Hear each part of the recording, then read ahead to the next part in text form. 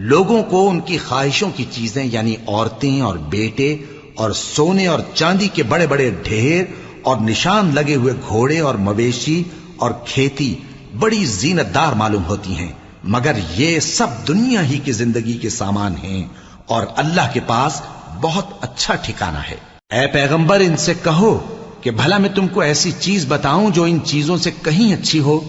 سنو، جو لوگ پرہیزگار ہیں ان کے لیے اللہ کے ہاں باغات بہشت ہیں جن کے نیچے نہریں بہ رہی ہیں، ان میں وہ ہمیشہ رہیں گے، اور پاکیزہ بیویاں ہیں، اور سب سے بڑھ کر اللہ کی خوشنودی۔